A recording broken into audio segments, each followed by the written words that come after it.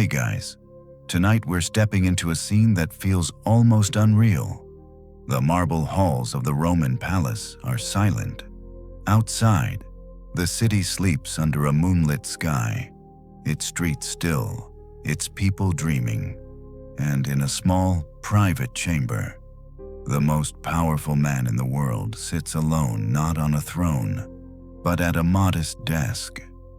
A single oil lamp burns beside him, casting long shadows over the wax tablet in front of him. He leans forward, stylus in hand, and begins to write not orders, not speeches, not decrees, but quiet, personal words to himself. Picture it, an emperor, ruler of millions, starting and ending his day with something so small it could be overlooked: a few lines of reflection. No audience, no applause, just a daily conversation between a man and his own mind. This wasn't decoration. This wasn't luxury. This was survival.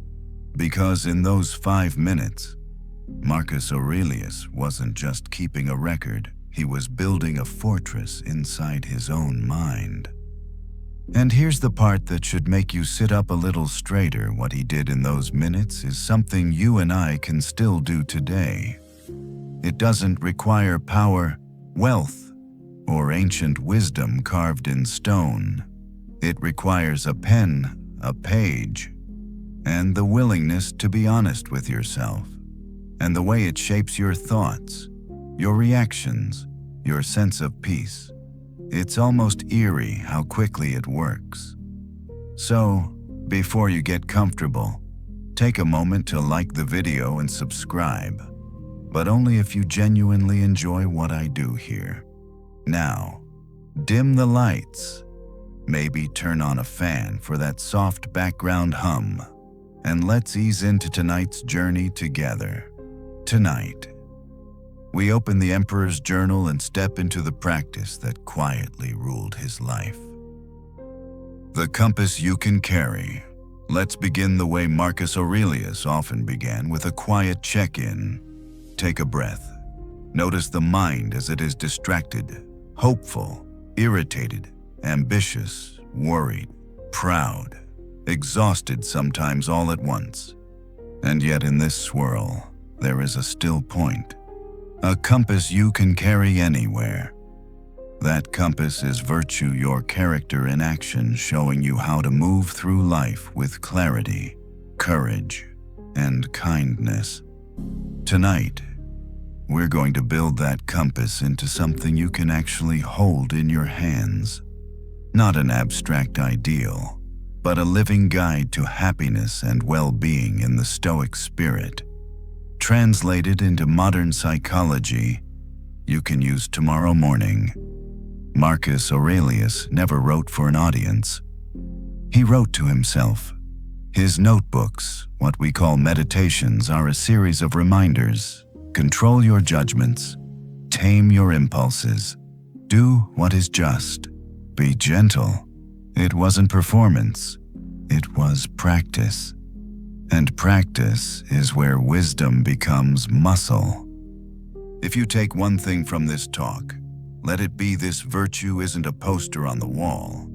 Virtue is repetition, tiny, honest choices, many times a day, aligned with what you believe is good. Now, what is good? Really, Stoicism answers with 4 cardinal directions: wisdom, courage, justice, and temperance. Think of them as 4 gears that mesh to move your life forward. Wisdom asks, what's true? What matters? Courage asks, what will you do? Justice asks, who else is affected? And how can you serve? Temperance asks, how will you keep balance so you don't burn bright and then burn out? The harmony of these 4 generates a deep, steady happiness, not the sugar rush of success, but the stable warmth of a well-lived day. Modern psychology gives us language that rhymes with this. Wisdom mirrors cognitive clarity, noticing the stories your mind invents and testing them against reality. Courage maps to behavioral activation, acting in line with values even when fear is loud. Justice resonates with pro-social motivation, belonging, contribution, secure attachment. Temperance pairs with emotion regulation skills like reappraisal, mindfulness, and self-compassion that keep your nervous system from hijacking your day. When we stitch Stoic practice to these research-backed tools, we get something robust, a way of thinking and living that's both ancient and evidence-friendly. Let's set our frame with 3 foundations. First, the dichotomy of control. Marcus returns to this constantly. Some things are up to you. Most things are not. Your opinions, impulses, desires, aversions, choices, those are yours. Other people's reactions, the weather, the economy, your past, those are not. Happiness grows where your attention spends time. Attention wasted on what you cannot control breeds helplessness. Attention invested in what you can control breeds agency. In psychological terms, we're shifting locus of control from external to internal. This doesn't mean denying reality. It means aligning effort with leverage.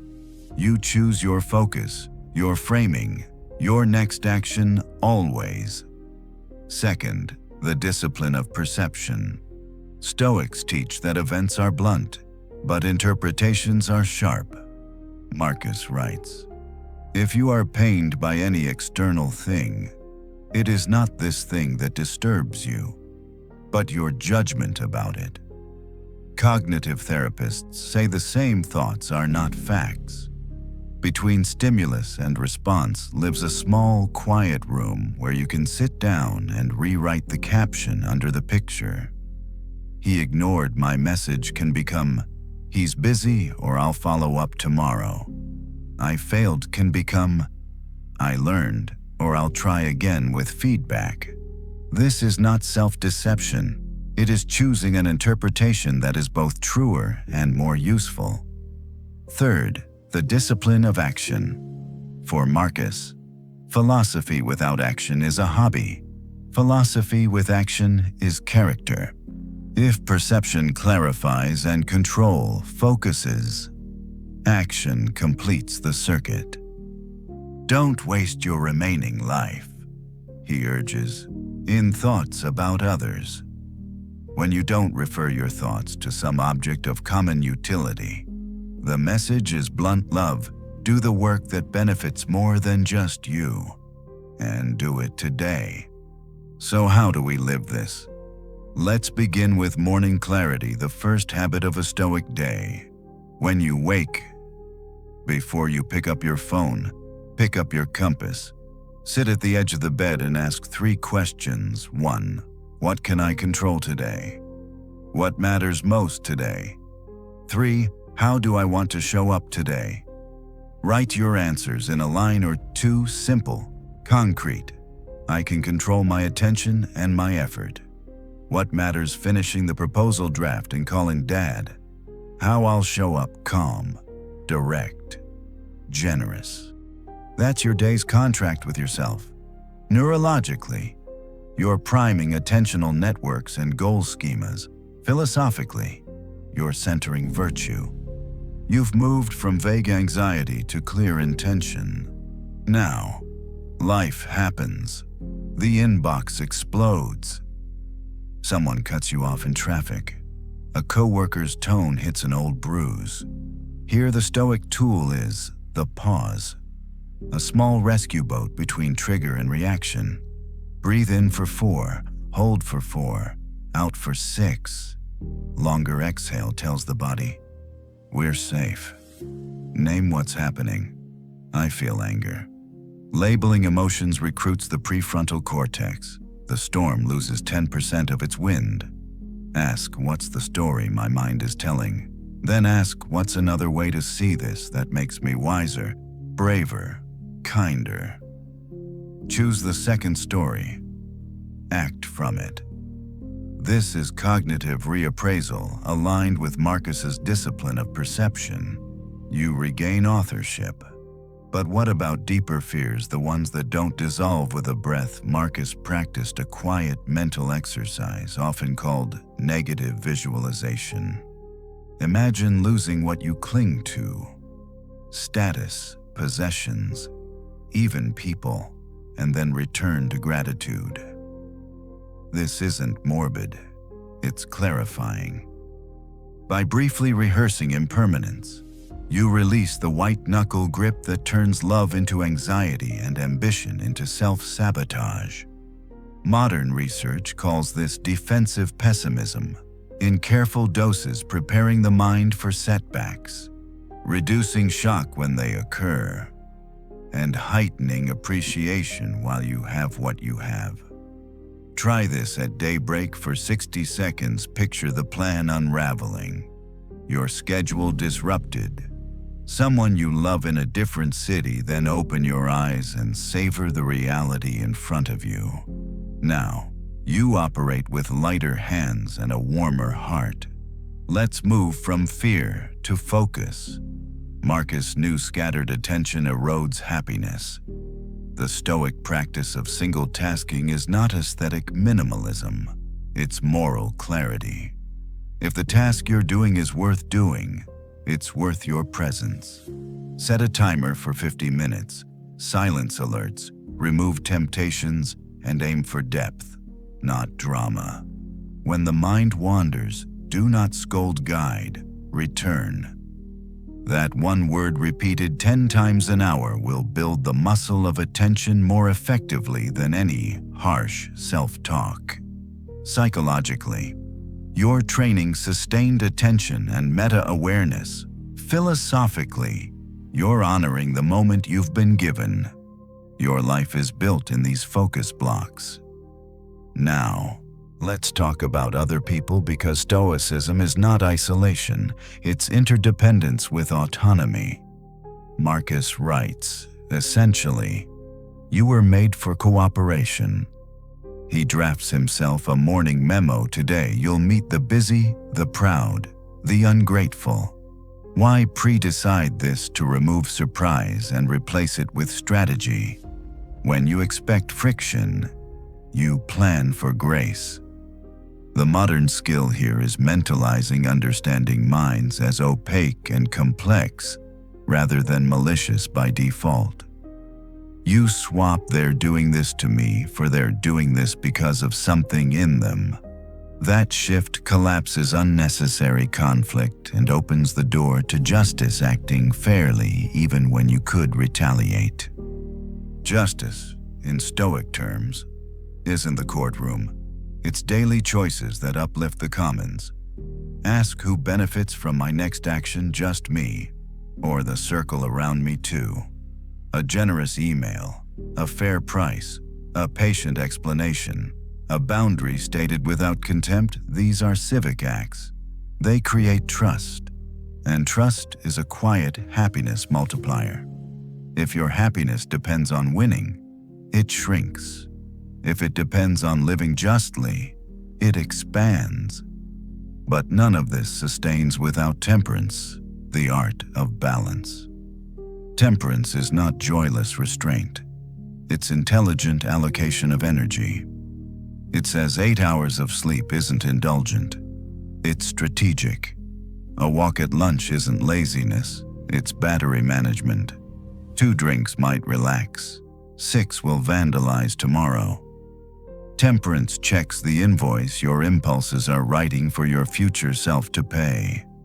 In psychology, we'd call it delay, discounting reversal, valuing future outcomes enough to act now. So create small rituals: water before coffee, a high-protein breakfast, a midday screenless break, and an evening cutoff. You're not restricting life. You're preserving it. Now let's stitch these virtues into a practice cycle you can repeat for the rest of your life. I call it the Stoic loop. Perceive clearly, choose courageously, serve justly, sustain wisely, reflect honestly, repeat. Perceive clearly facts first, then meanings. Ask what actually happened. What am I adding? What can I control? Choose courageously, pick the smallest meaningful action you're avoiding and do that next. Serve justly, consider the ripple effects. Expand the circle of concern. Sustain wisely, design your environment to help the good default set phone in another room.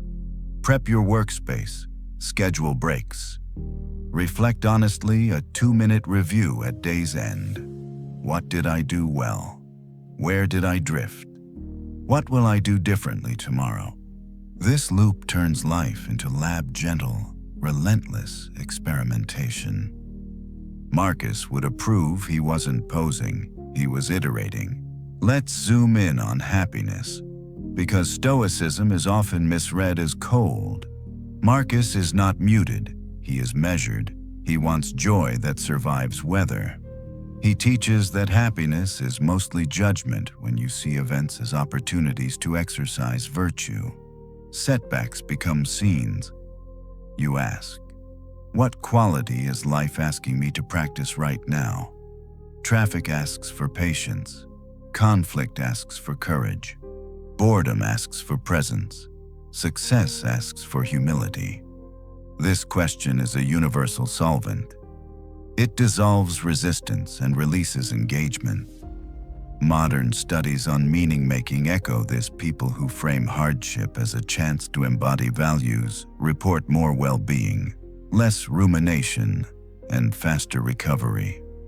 So make the question a screensaver on your mind. What quality shall I practice here? Of course, there is grief. Stoicism doesn't deny pain, it dignifies it. Marcus lost children, he lost friends, he led during plague. He never writes, don't feel, he writes, feel rightly. Grief, anger, fear. These arise.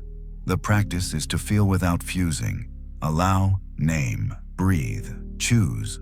Compassion for others, compassion for yourself, and a return to the responsibility in front of you. That might be making tea. That might be sending an apology. That might be resting. Resilience is not a stiff upper lip.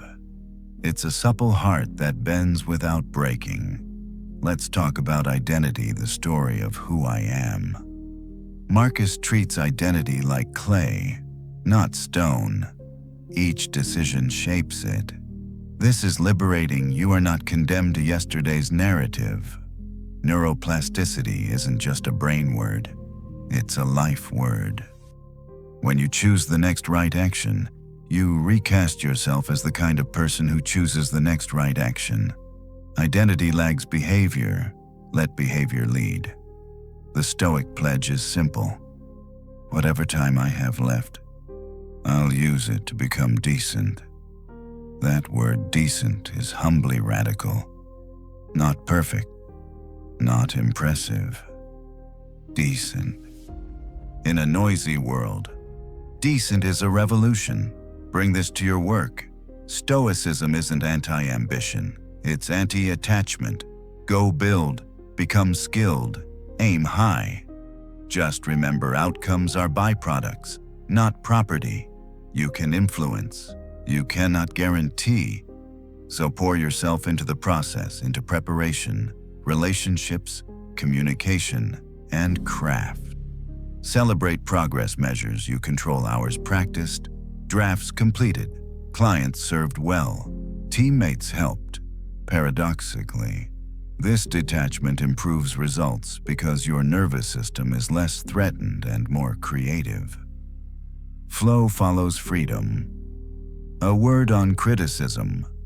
Marcus suggests two options when criticized. Either they're right, in which case be grateful for the free improvement plan, or they're wrong, in which case be grateful for the chance to practice patience.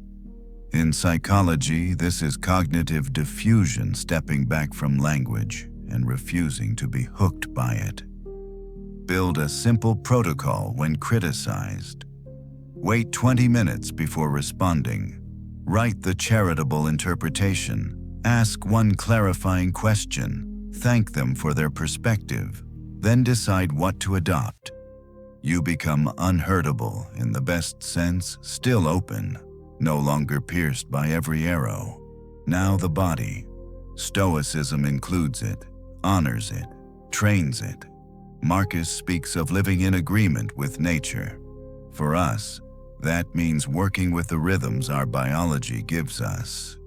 Move daily, nothing fancy required. Walk hard for 20 minutes. Do push-ups against the kitchen counter. Stretch your hip flexors after sitting. The goal isn't a medal. It's mobility at 80. A strong body steadies the mind. Sleep like it matters because it does. If insomnia visits, don't let panic join it.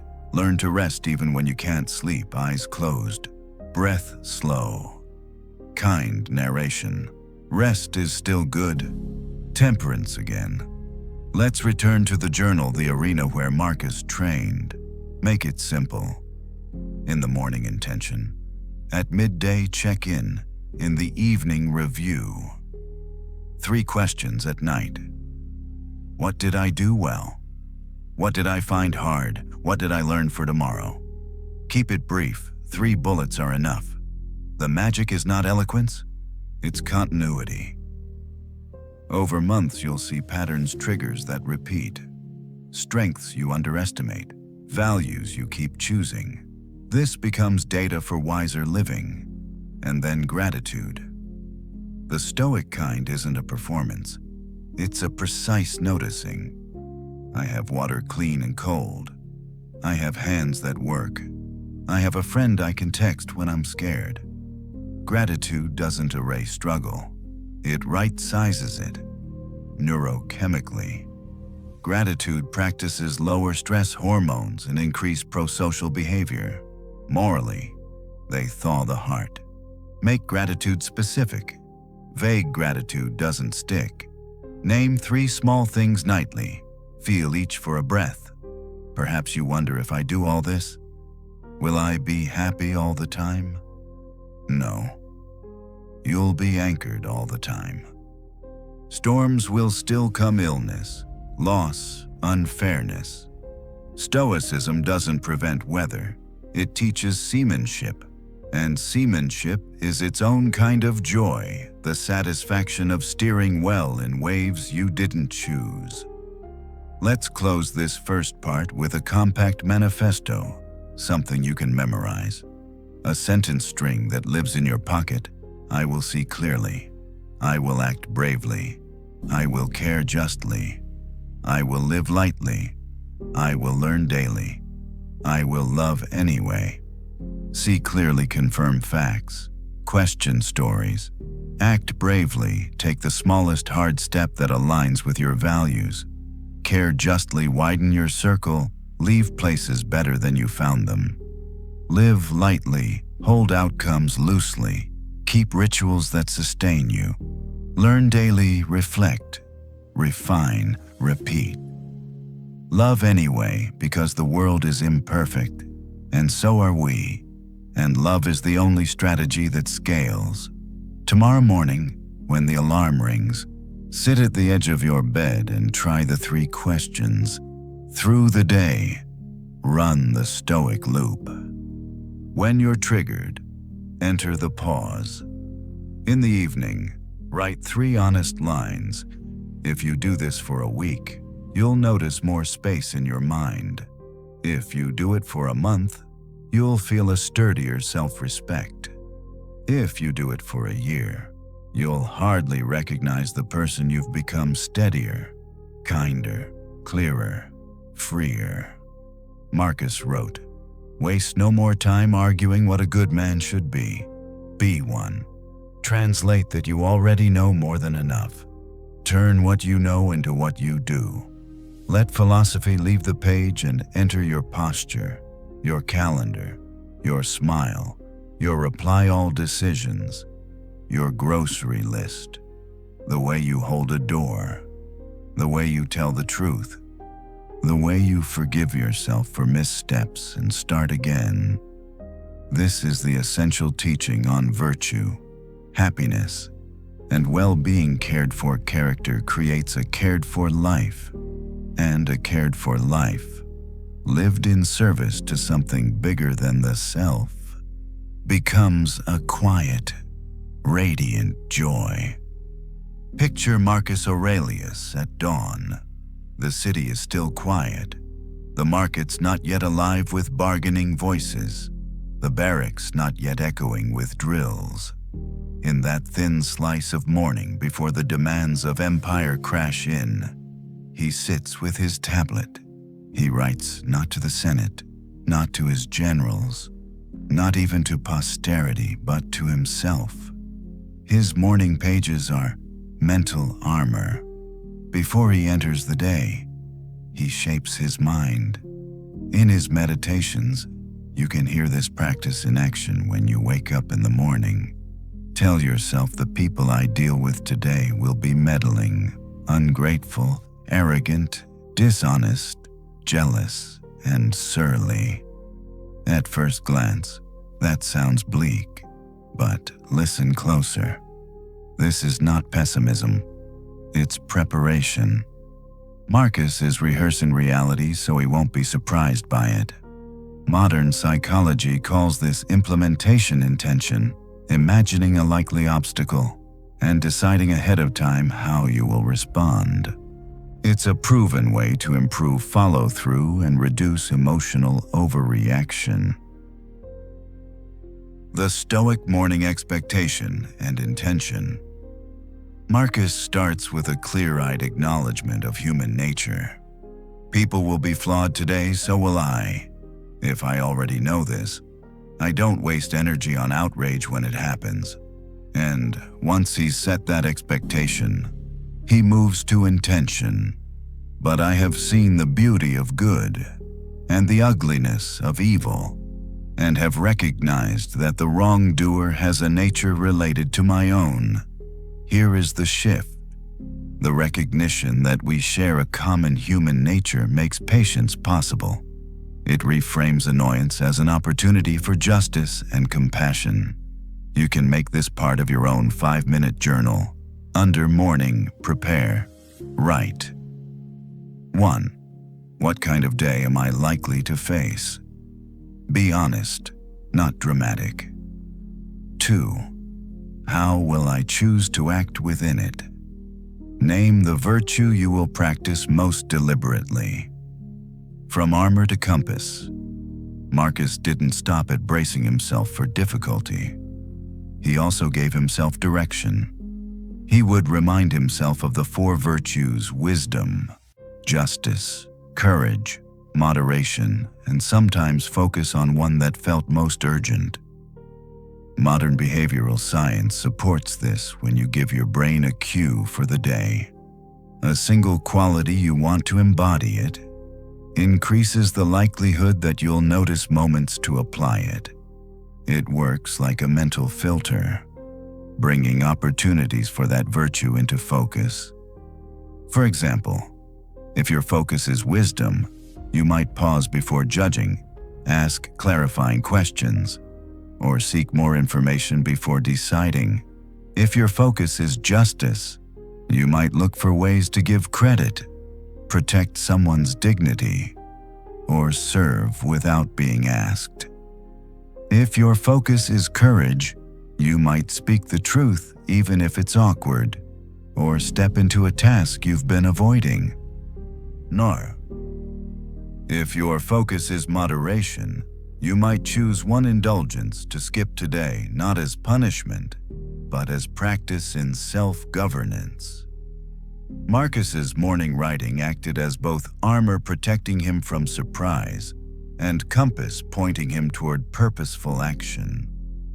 Anticipating the inner battles, it wasn't just other people he prepared for. He also braced himself for his own moods. He would write reminders like, when you are reluctant to get up in the morning, recall that your nature is to do the work of a human being. That's his way of reframing reluctance. Instead of labeling himself lazy, he asks, What was I made to do? Modern motivation science calls this identity-based motivation. You act not because you feel like it, but because it fits who you choose to be. You can use this too. Each morning, jot down, what is the work of a human being like me today? Tie it to your values, not just your to-do list. How will I respond when I feel resistance? Name one simple behavior that will get you moving. Gratitude as grounding. Though Marcus is often remembered for his discipline, there's also quiet gratitude in his notes. He thanks his teachers, his family, even the challenges that shaped him. Gratitude, for him, is not a mood. It's a lens that keeps the mind steady.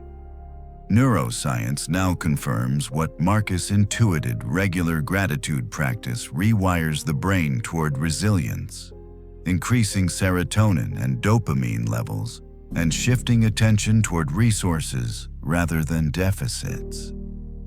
In your morning journal, make the first line a small thanks, something concrete and immediate. The warmth of sunlight through your window. A conversation you're looking forward to. Simply the fact that you woke up. It doesn't have to be profound. It has to be noticed. The Emperor's quiet ritual. What's remarkable is that Marcus wasn't trying to write literature. He didn't polish his words. His sentences are often blunt, almost plain-spoken. That's what makes them powerful. His journal wasn't about performance. It was about transformation. He was sharpening his thinking before life dulled it. Imagine this: 5 minutes in the morning. You anchor in gratitude, anticipate challenges, set your virtue, and remind yourself who you are. That's all. Yet if you do it daily, you're not just planning your day, you're shaping your character. Your morning practice template.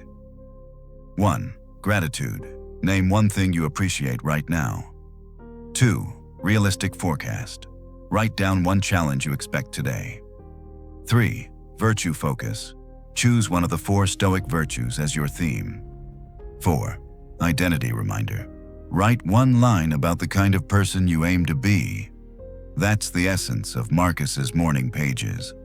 Not long, not elaborate, just consistent.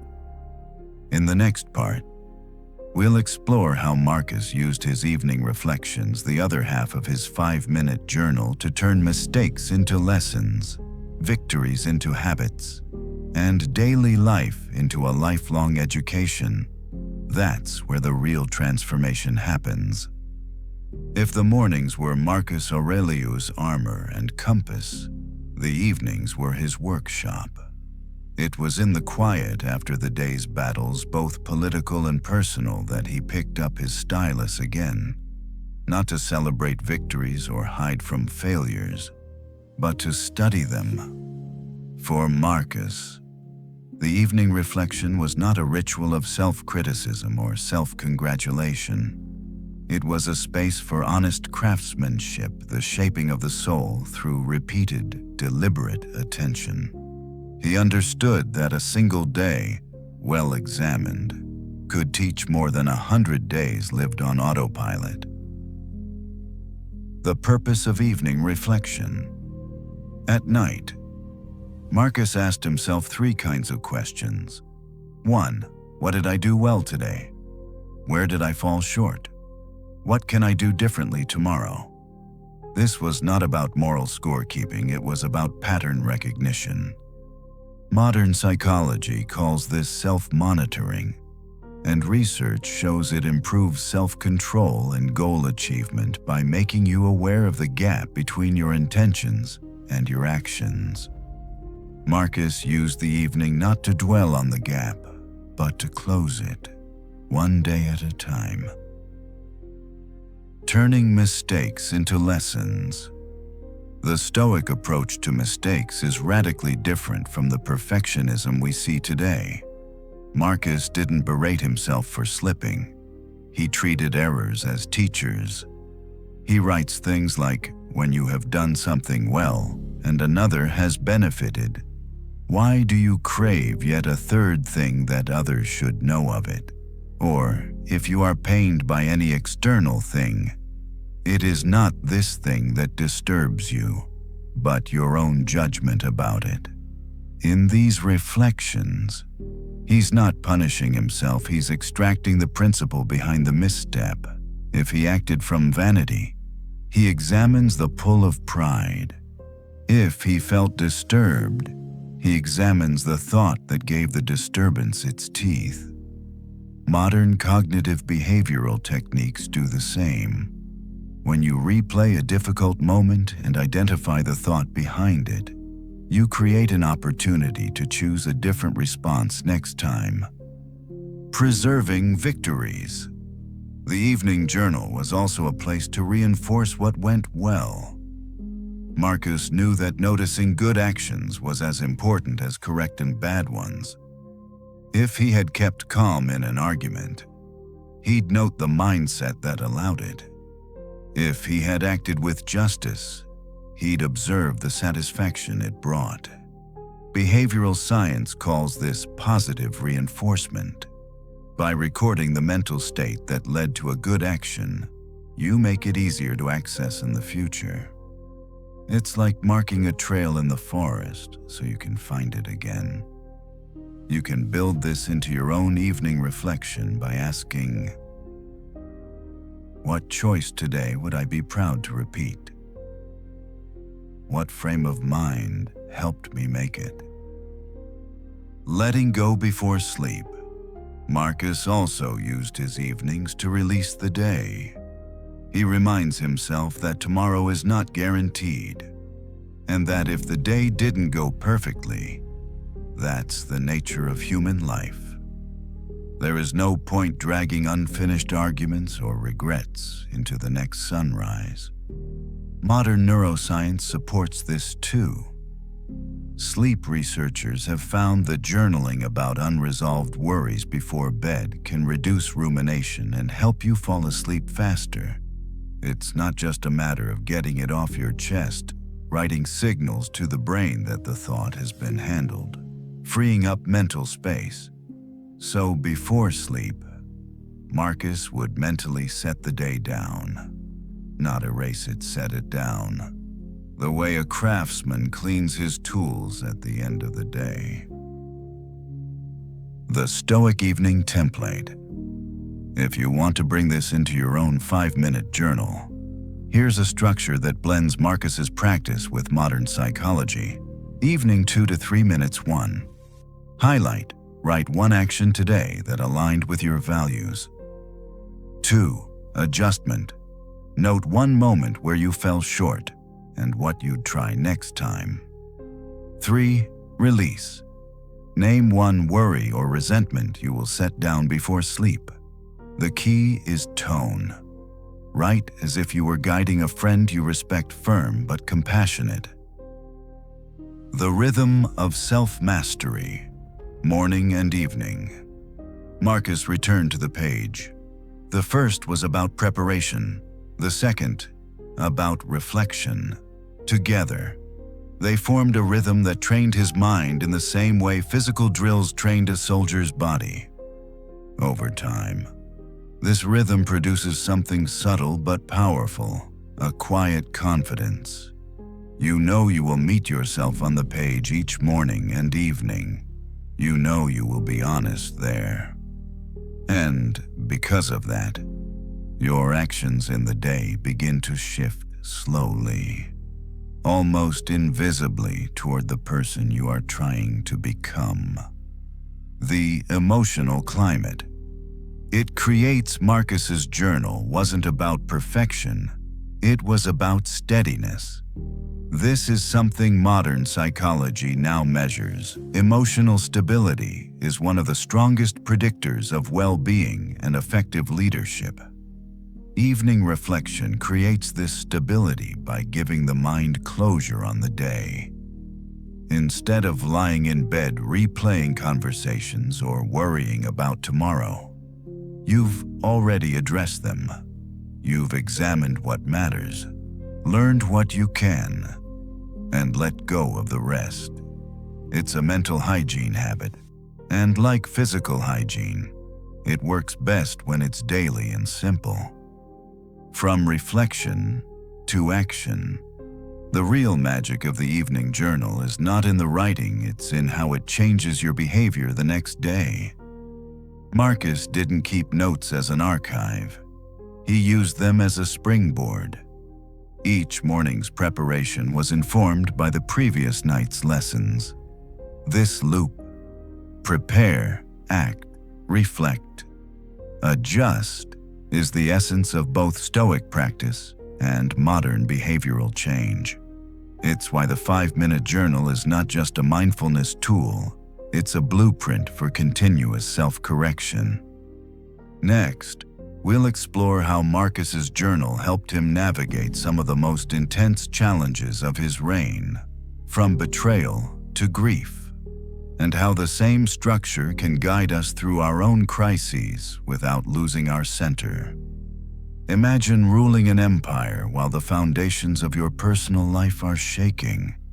Friends you trusted plotting against you, armies pushing at the borders, plague creeping through the streets, loved ones falling ill, and yet, each morning and evening, you still sit with your journal.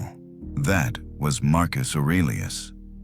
His life was not the calm marble statue we see in museums. It was messy, dangerous, and deeply human. The meditations we read today were born in those conditions, in the heat of pressure.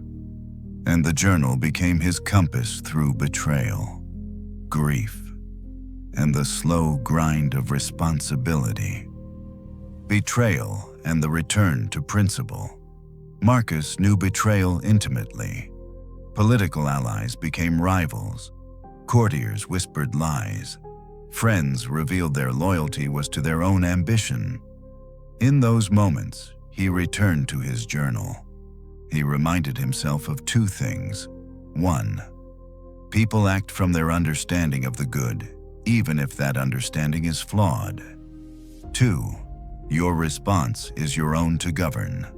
He wrote, "The wrongdoer has done you no harm, because they have not made you worse than you were before." This wasn't naive forgiveness. It was psychological self-defense. By framing betrayal as a reflection of their character, not a theft from his, Marcus protected his sense of agency. Modern psychology supports this reframing adversity, reduces emotional hijacking, and preserves self-control. In betrayal, anger often makes us reactive. Reframing creates the space to respond with principle rather than impulse. Your evening practice for betrayal. If you feel wronged, write. What principle do I want to stand on here? What response would I admire in myself 6 months from now? Grief without collapse. Marcus buried several children. He lost friends and mentors. The empire brought him into contact with death constantly, and still, he resisted both numbness and despair. In his journal, he wrote, "Do not act as if you had 10,000 years to live. While you live, while it is in your power, be good." For him, grief was both a wound and a teacher. Loss stripped away illusions about permanence, making the present moment more precious. It also deepened his empathy. He knew every person he met was carrying something unseen. Modern psychology calls this post-traumatic growth, the possibility that suffering, while never desirable, can deepen meaning and connection if processed intentionally. Marcus's method was to face grief directly on the page, name it, and then pivot to what could still be done in alignment with virtue. Your evening practice for grief. When you're hurting, write. What is this loss teaching me about what matters? What small act of goodness can I still choose today? Navigating crises without losing center. Marcus ruled during the Antonine Plague, a pandemic that killed millions. He faced food shortages, economic strain, and public fear. His journal entries in this period are remarkable for their steadiness. He doesn't indulge in panic. He keeps bringing the focus back to what is controllable. Treat others fairly. Speak the truth. Do your work with care. Accept that the outcome is not fully yours to command. In modern terms, this is resilient leadership. Research shows that leaders who focus on clear values and immediate actionable steps in crises create psychological safety for others. Marcus was doing this centuries before the term existed. Your morning practice for crisis. Right. What is the smallest next step I can take to reduce harm today? What values must I refuse to compromise, no matter the pressure? Why the journal works in hard times. When the ground feels unstable, the mind looks for certainty. External events rarely offer it. Marcus understood the only certainty worth having was internal, knowing you will meet yourself on the page each day. Examine yourself honestly and recommit to living by principle. From a modern psychological perspective, this is a form of self-anchoring. Daily journaling during stress creates a consistent point of reference, which reduces the feeling of being swept away by events. It trains emotional regulation in real time. A dialogue. Across time. It's easy to forget that Marcus's journal was a conversation not with an audience, but with himself. It was where he could argue, doubt, and reaffirm, where he could catch himself slipping into self-pity and pull himself back, where he could celebrate a day well lived and plan for better tomorrow. And because he wrote every day, that conversation never really stopped. The voice on the page became the voice in his head, calm, clear, guided by virtue. That's the goal of our own 5-minute journal, not just to fill pages, but to reshape our inner dialogue. We'll go deeper into how Marcus's journaling trained his perception, turning obstacles into opportunities and reframing challenges into exercises for the soul. A practice as relevant now as it was in ancient Rome. Marcus Aurelius had a way of looking at problems that made them shrink in scale, not because he ignored them, but because he changed their frame. His journal was the forge where he did this work, over and over, until it became instinct. If you read Meditations, you'll notice a pattern. He rarely writes, "This is bad." Instead, he asks, "What can I do with this?" That single shift from judgment to utility is the heart of his resilience. It's also a mindset that modern psychology now calls cognitive reappraisal. The obstacle as exercise. Marcus wrote, "The impediment to action advances action. What stands in the way becomes the way." That's not poetic optimism, it's a mental strategy. He reframed obstacles as raw material for the virtues he wanted to practice. A rude person, a chance to practice patience. A setback, an invitation to strengthen perseverance. An unexpected responsibility, an opportunity to serve. From a psychological standpoint, this is brilliant. Reappraisal reduces stress reactivity and increases problem solving by shifting your emotional interpretation of the event. Instead of seeing the challenge as a threat to your stability, you see it as a workout for your mind and character. Your morning reframe practice. In your journal, write 1. The challenge. Name the obstacle honestly. 2. The training. Which virtue can this strengthen? 3. The plan. One small way you will act on that virtue today. Why this works over time.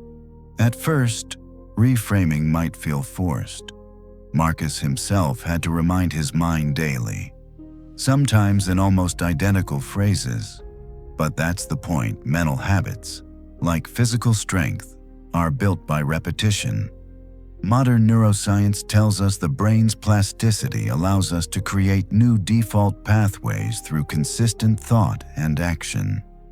The more you practice seeing an obstacle as an exercise, the quicker your mind will jump to that frame under stress. Soon, instead of why me, your instinct becomes what now? The danger of denial. Now, Marcus was not naive. He didn't pretend that pain wasn't pain or that loss wasn't loss. He simply refused to stop there. His journal shows a balance between acknowledgement and action. 1. Face the reality. This happened. It hurts. It's inconvenient. It's not what I wanted. 2. Return to agency. What remains in my power here? 3. Choose the response. What's the most virtuous next step? This is the Stoic middle ground between toxic positivity and despair. And in modern psychology, it's the balance between emotional acceptance and problem-focused coping. Practicing neutral descriptions. One of Marcus's tools was stripping events of loaded language. Instead of "I lost everything," he might frame it as "my property was transferred." Instead of "this person humiliated me," he might write, "They spoke words that could be interpreted as insulting." This isn't self-deception. It's about describing reality in the most neutral terms possible, so your reason can work without being clouded by dramatization. Cognitive therapists use a similar approach. Reducing catastrophic language helps bring the emotional temperature down. You can try this in your journal. Write a charged sentence about your challenge. Rewrite it in plain, neutral terms. Notice how the intensity shifts, creating more room for choice. Modern parallels. Think about athletes reviewing game footage. They don't just watch the highlight reel, they study the mistakes, but they do it from a calm, technical perspective. That's what Marcus was doing with his mind. His journal was both the footage and the commentary. Here's what happened. Here's what I did. Here's what I can try next. This approach makes you less fragile because it trains you to stay engaged with life's difficulties without drowning in them. From journal page to daily life, the transformation happens not in the moment you write, but in the moments afterward when life gives you a chance to use what you wrote. Marcus would encounter the very kind of person or event he had rehearsed for that morning, and he would test himself.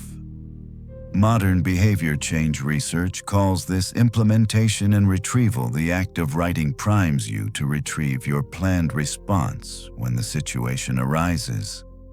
That's why the 5-minute journal isn't busy work. It's a rehearsal space for real life. The emotional payoff. There's a quiet freedom in this way of thinking. If everything can be turned into training, then nothing is purely wasted. Even the hardest day gives you something: a stronger virtue, a clearer insight, a chance to reinforce your principles. Marcus wasn't spared pain or failure, but through this habit, he learned to meet them without feeling cheated by life. That's a form of happiness far deeper than comfort. It's the joy of knowing you can meet the world as it comes. In the next, we'll explore how Marcus used journaling to master his emotional responses, preventing overreactions and cultivating a steady inner climate, a skill that modern psychology recognizes as key to mental well-being. If Marcus Aurelius had one defining strength beyond his intellect, it was his emotional steadiness. He could feel deeply without being swept away. That wasn't luck or temperament. It was training. And his journal was the training ground. In meditations, you can almost hear him talking himself down from the ledge of overreaction. It's not that he avoided emotion, he simply refused to let it dictate his character. This is a skill modern psychology calls emotional regulation, and it's one of the most important predictors of resilience and well-being. Naming without drowning. One of Marcus's simplest yet most powerful practices was to name an emotion without fusing with it. Instead of "I am angry," the subtext is "I am experiencing anger." That small linguistic gap creates psychological distance. Today, therapists call this affect labeling. Brain imaging studies show that simply putting feelings into words reduces activation in the amygdala, the brain's threat center, and increases activity in areas responsible for reasoning. Marcus would write something like, "Today I felt irritation rising," and then he would follow it with, "Remember." The other person acts according to their understanding. Respond according to yours. In other words, feel it, name it, guide it. Your emotional labeling practice. In your evening journal, try 1. Name one emotion you felt strongly today. 2. Write the situation that triggered it in neutral terms. 3. Decide what value or virtue you wish you had acted from and how you'll aim to respond next time. From reaction to response. Marcus knew that the space between stimulus and response is where your freedom lives. His journal entries are filled with pauses, moments where he reframes before acting. Modern behavioral psychology echoes this in the concept of response inhibition, the ability to delay your reaction just long enough to choose a better one. And like muscle training, it strengthens with practice. He'd rehearse scenarios on paper.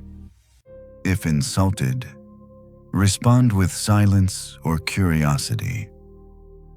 If faced with flattery, remain unmoved and grounded in truth. If provoked, see the provocation as a mirror revealing the other person's state, not your own worth. By visualizing these responses in advance, he reduced the grip of the heat of the moment. The climate of the inner city. Marcus often spoke of the mind as a kind of inner city, one you must govern wisely. Just as a ruler sets laws and guards the gates, so must you decide which emotions and judgments to let into your inner space.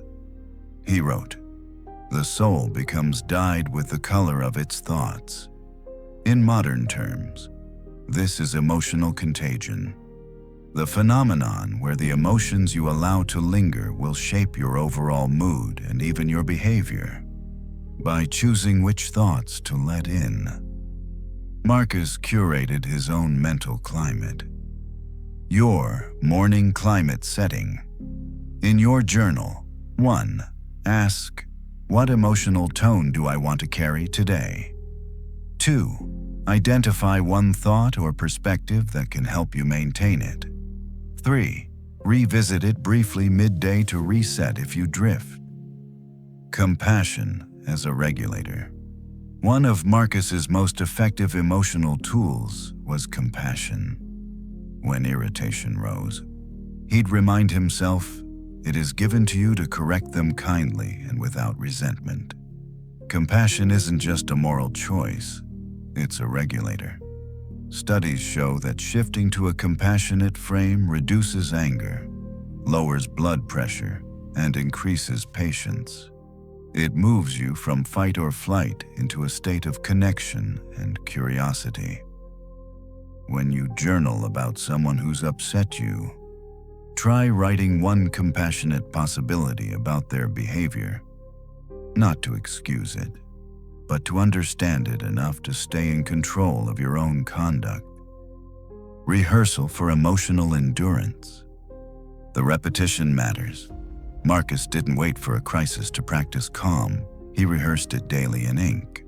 So when the real tests came, wars, betrayals, loss, his responses were already grooved into his character. Modern athletes call this training under load. You don't wait for game day to practice, you simulate the conditions so the real moment feels familiar. Your journal can do this for your emotional life. The result: a steady flame. Think of emotional steadiness not as a wall that blocks feelings, but as a flame that doesn't flicker wildly with every gust. Marcus's journal was the hand cupped around that flame. The more he practiced, the more the wind of circumstances lost its power over him. We'll explore how Marcus used his journaling to keep his values at the center of his life, and how you can build your own virtue compass that points you in the right direction, no matter how chaotic things get. Marcus Aurelius never let himself forget what mattered most: not the throne, not reputation, not comfort, but virtue. His journal was his compass, the instrument he checked daily to make sure he was still walking in the right direction. You'll notice how often he returns to the same 4 points of reference: wisdom, justice, courage, moderation. These weren't abstract ideals for him. They were daily coordinates for living. In moments of confusion or temptation, he could look inward and ask, which of these does this situation call for? Modern psychology would call this a values-based approach. Research shows that people who clearly define their core values and regularly reflect on them report higher well-being, greater resilience, and more consistent decision-making under stress. Marcus was doing this 2,000 years before the term existed. Making the compass visible. Marcus's journal kept his values in view so they didn't get buried under the day's noise. He'd write reminders like, if it is not right, do not do it. If it is not true, do not say it. That's wisdom and justice in a single line. Or he'd remind himself, you will meet unfairness today. Meet it with fairness in return. That's justice and courage working together. And when tempted to overindulge, he'd note self-control is the strength of the strong. That's moderation, not as denial, but as mastery.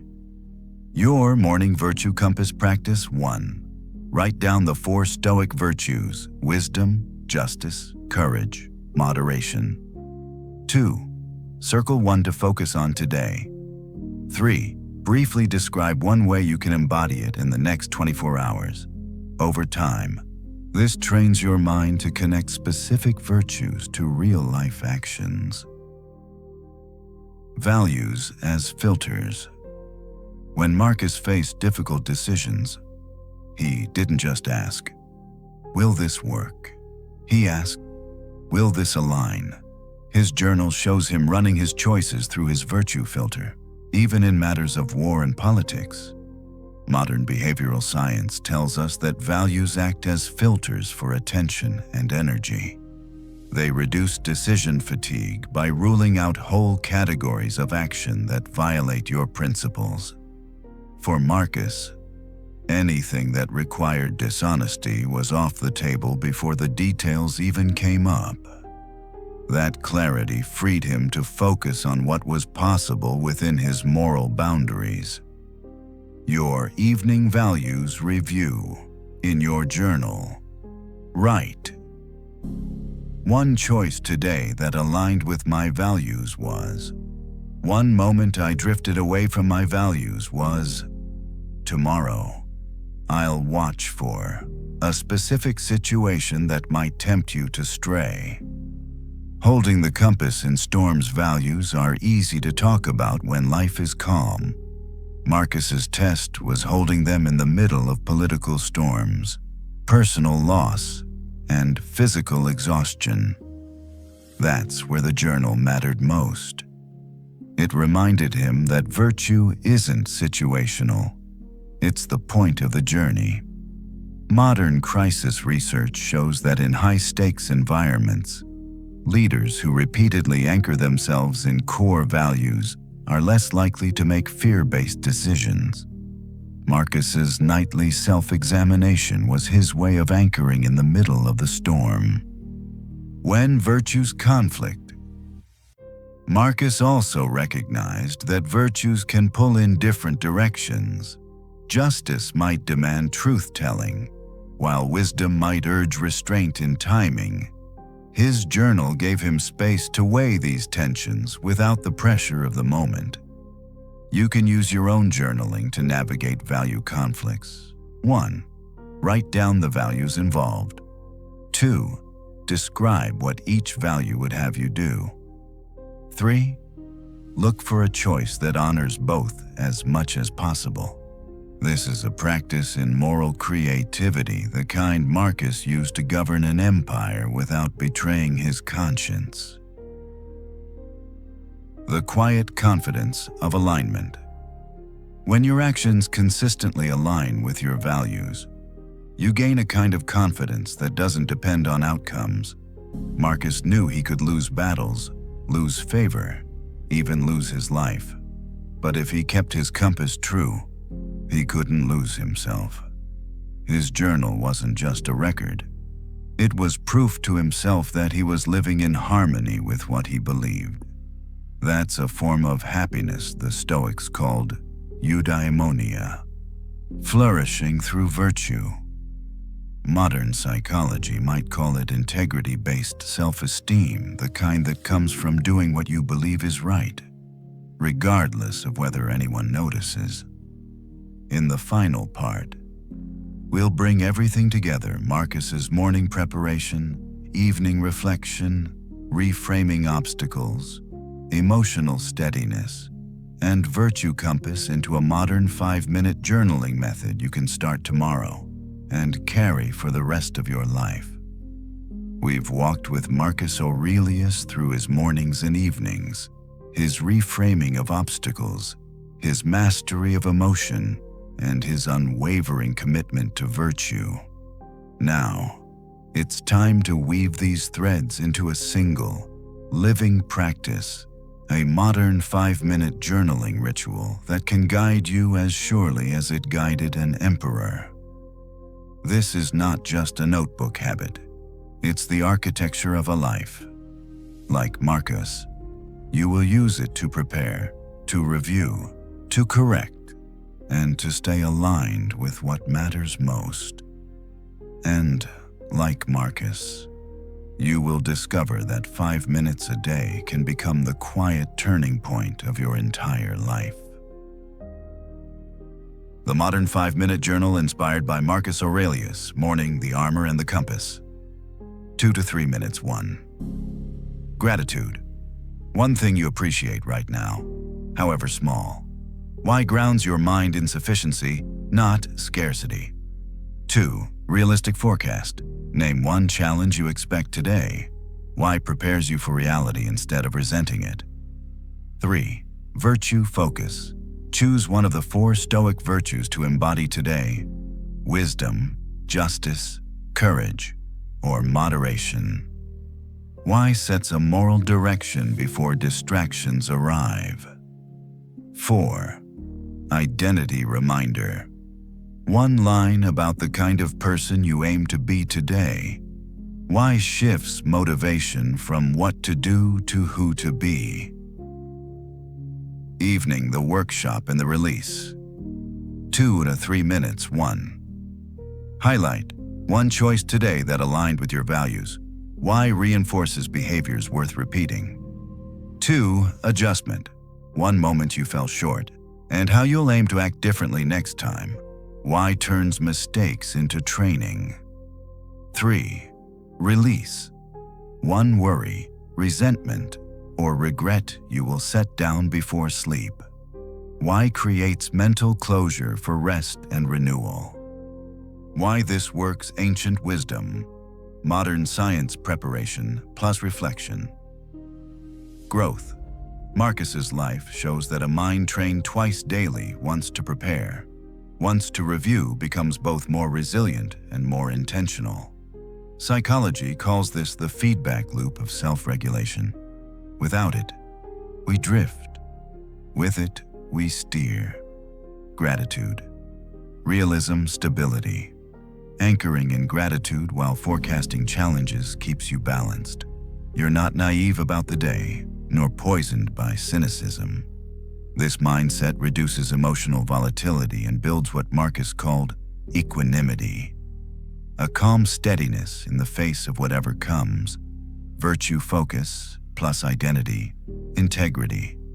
By naming a virtue and linking it to your self-image, you move from reactive living to values-based living. You don't just hope to act well, you prime yourself to act as the person you respect. Highlight plus adjustment, continuous improvement. Your successes are remembered, your mistakes are retooled. Nothing is wasted. Every day becomes a lesson, whether easy or hard. This prevents the stagnation that comes from only celebrating or only criticizing yourself. Release your rest. By letting go of unfinished mental business before sleep, you protect your rest and allow your mind to reset. Marcus ended his days reminding himself of nature's cycles day to night. Effort to rest so he could return, refreshed. The deeper payoff. The inner dialogue changes. The real transformation isn't just in the pages, it's in the voice that lives in your head. Over weeks and months, the tone of your morning entries becomes the tone of your first thoughts upon waking.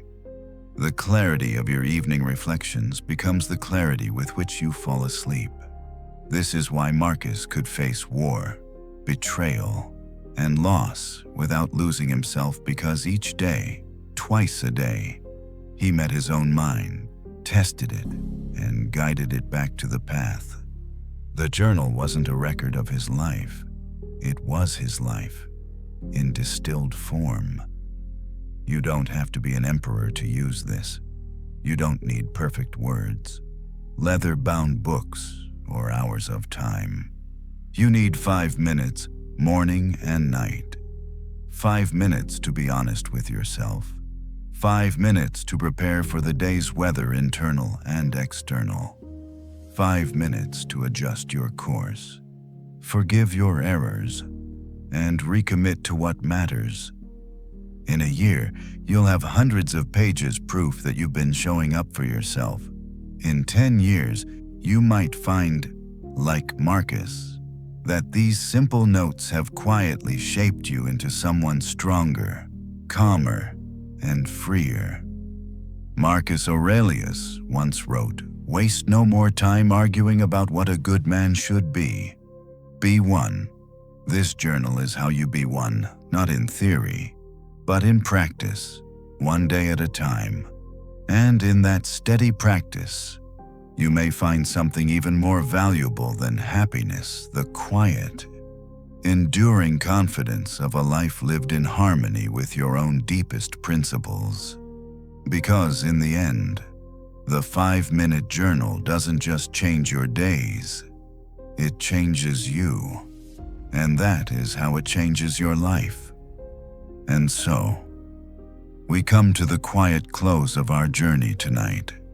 You can almost see it now, the oil lamp flickering low, the pages of the journal resting open, the ink still drying on the final line. Outside, The city has gone still again, the soft weight of night settling over every rooftop and alleyway. Inside, the emperor leans back, breath slowing, knowing he has met himself honestly for another day. Maybe you, too, can feel that same stillness beginning to seep in. The world outside your walls will always be noisy, unpredictable, sometimes harsh, but here, in this small ritual, you have a place to return to, a space where your thoughts can soften, where your heart can loosen its grip, where your mind can remember that you are more than the sum of today's victories or mistakes. Let this be enough for tonight. Let the last images fade into a gentle blur, the way lamplight fades when eyes grow heavy. Sleep well in the knowledge that tomorrow will bring another page, another chance to return to yourself. And now, in the hush of this moment, take a deep breath and let the night carry you the rest of the way. Good night, sweet dreams.